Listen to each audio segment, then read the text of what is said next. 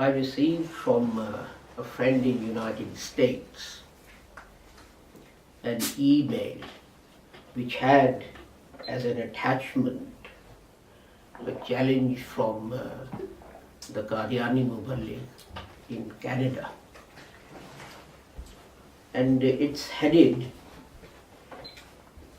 a matter of shame, a moment of shame for the Lahori Ahmadis.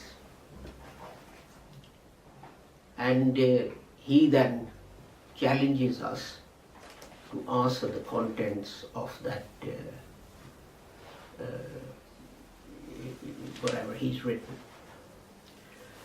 This relates to a court case that was brought in the courts of Pakistan after the events of 1974, when the Qadiani jamaat and our jamaat were declared kafirs. And so what he says relates to that case. And he says that when the federal court assembled and the Qadiani representative was presented to them, the judges of the Supreme Court sat and behaved as if they were the Qadiani Muballigh's students, giving them great respect and consideration. But when someone called Captain Safdar from our Jamaat appeared before them, they kept on telling him off and rebuking him and insulting him. And at every point they said, "Have you not read this from the Qadiani Jamaat?" And that was a moment of shame for the Ahmadi Jamaat, that the Qadiani Muballighs were given such consideration and our representative was treated so humiliatingly. Well, the first answer to that is, I haven't spent many years in Pakistan. I was very young when I left. But I don't know of anyone called Captain Safdar in our Jamaat who went and presented this case or presented himself before the Supreme Court in Pakistan. But the second point I want to make is, what was the decision that was handed down by these judges who appeared to sit there and behave as if they were the Qadiani representatives' students? Did they say that Qadianis are Muslims? Because that was the case, that an injustice has been done in the parliament. They had no right to declare us kafirs, we are Muslims, and that's why. So they listened to according to this person, they listened to the Qadiani representations with great care and attention, as if Qadianis were the scholars and these learned judges were their students.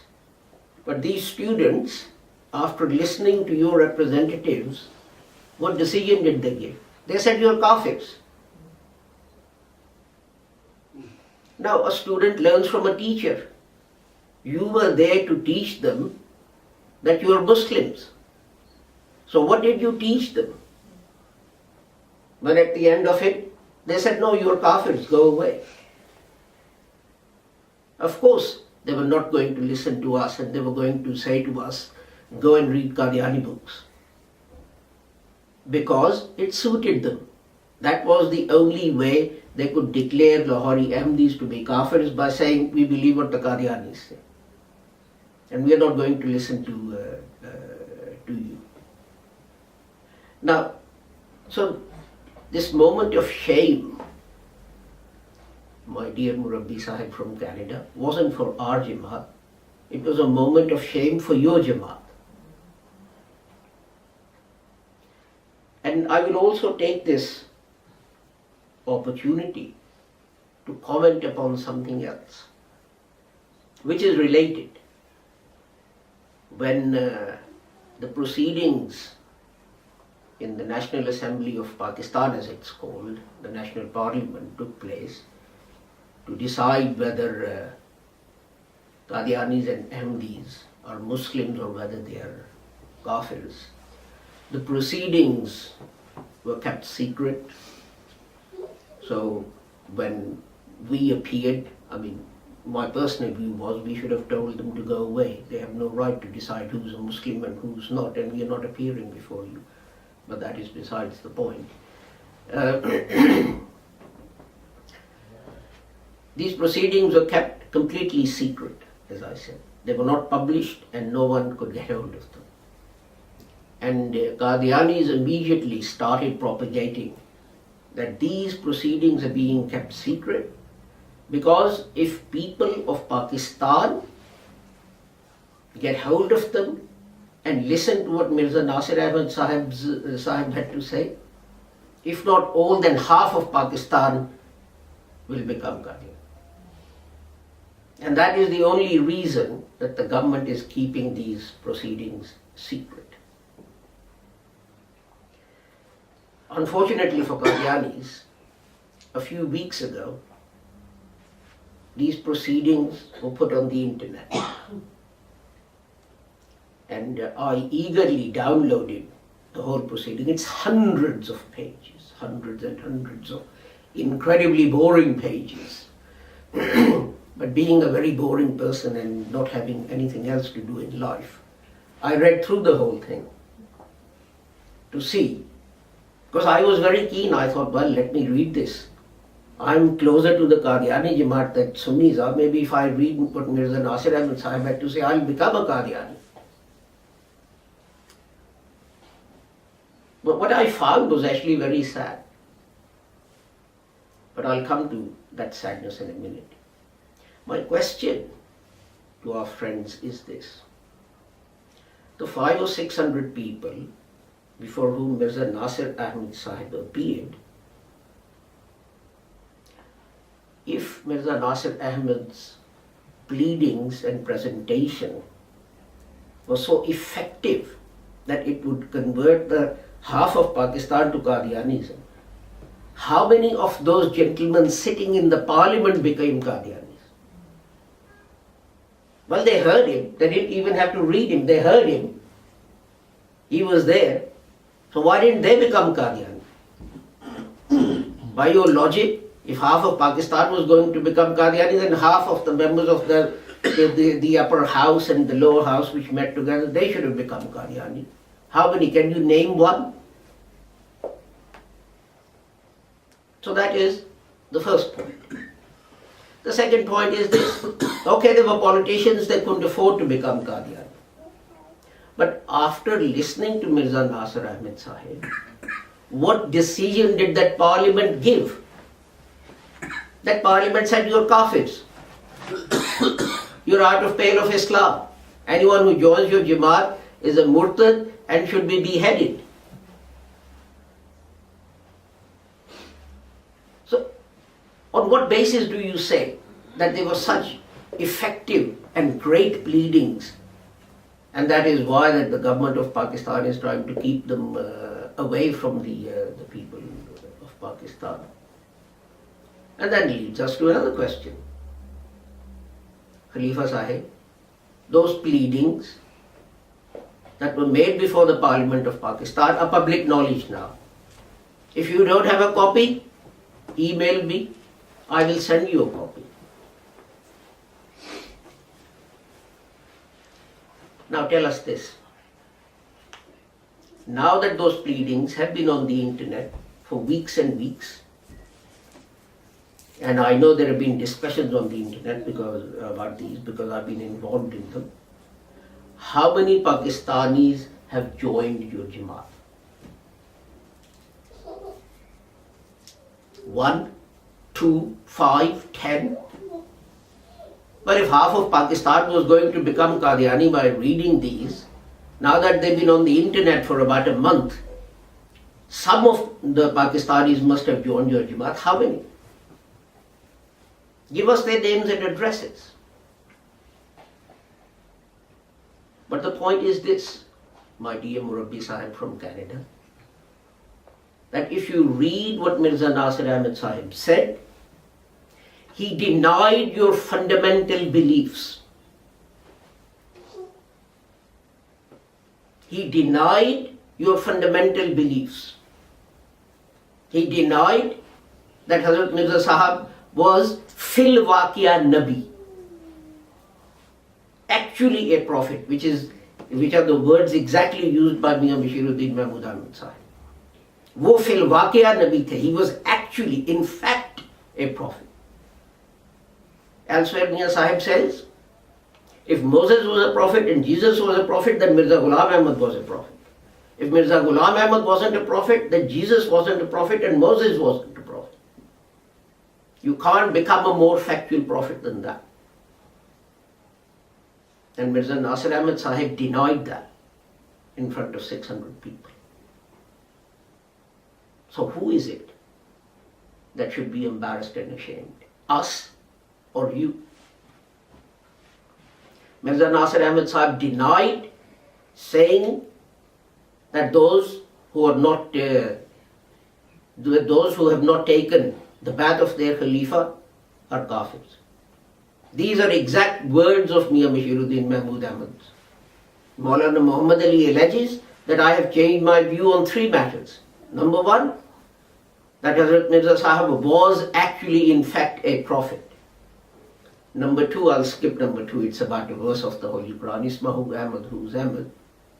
And number 3, that all those so-called Muslims, wherever they may be, even if they have not heard the name of Mirza Ghulam Ahmad, if they have not taken his bath, are kafirs and out of fold of Islam. And Mirza Nasir Ahmed Sahib denied that this was their jamaat's belief. So who should be embarrassed? Who should be ashamed? Not us. You were asked, why didn't you say why didn't Zafrullah Khan say Qadi Azam's prayers? And for a change, someone actually went on to the following questions which I always ask. And Mirza Nasir Ahmed Sahib made some excuse and they said, okay, forget about Maulana Shabir Ahmed Usmani, and he was leading the prayers in Karachi and he'd called your Jamaat Kafirs and so on. This is why Zafrullah Khan didn't say Qadi Azam's funeral prayers. They said, prove to us that you in Rabwa said Qadi Azam's funeral prayers in absentia. Ghaibana namaz janaza ataa ki thi. Well, Shabir Ahmed Usmani wasn't going to go to Rabwa and lead Qadi Azam's funeral prayers. He'd already said them in Karachi. Why in Khalifa Sahib? Oh, it's not a duty, ye farz-e kafaya hai, ye this hai, ye that hai, and so on and so on. So my friend Qadiani Murabbi from Canada, these are moments of shame for you. When your Khalifa Sahib, Mian Mahmud Ahmad Sahib, appeared before Munir Committee, he recanted all those things upon which Hazrat Maulana Muhammad Ali Sahib Rahmatullah Alayh disagreed, and people say he left and he split the Jamaat. He didn't leave. Your Khalifa threw him out of the Jamaat by a resolution. There is a resolution of Sadr Anjuman, Ahmadi and Qadian, which expels Hazrat Maulana Muhammad Ali Sahib Rahmatullah Alayh and Hazrat Maulana Sadruddin Sahib, both of them, from the Jamaat. They didn't leave, you expelled them. And those beliefs, when you were presented before the Munir Commission or Munir Enquiry Committee to defend them, you recanted. You said, no, we don't believe these things. And then afterwards, when you were challenged, when there was peace and members of your Jamaat weren't being killed anymore, you went back to announcing those beliefs. And then in 1974, 20 years later, when Mirza Nasir Ahmed Sahib had to defend those beliefs, he recanted. And not only that, more recently, when you had problems in Indonesia. Your jamaat in Indonesia gave that government a written submission in which they presented the Lahori Ahmadi beliefs as being their beliefs. And when I pointed this out, a notice was served on that newspaper from which I got the information, saying that this newspaper has printed lies about us. And the newspaper said, what lies have we printed? This is your submission that you gave to the Indonesian government, we've just printed that.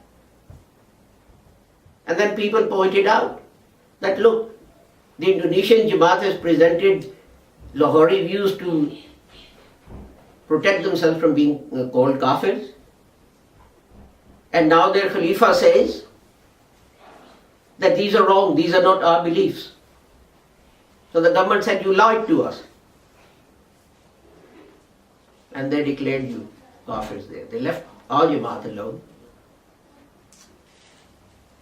The question is this, was it not a moment of shame for you, my Qadiani Murabbi friend from Canada, when to defend yourself, when to protect yourself from being called kafirs, you had to present Lahori Ahmadi views?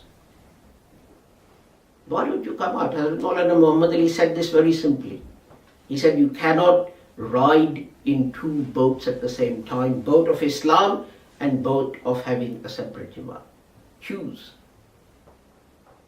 Choose which boat you want to ride in. At least, for God's sake, have courage. And don't make up your beliefs and views to suit the time and the situation and so on.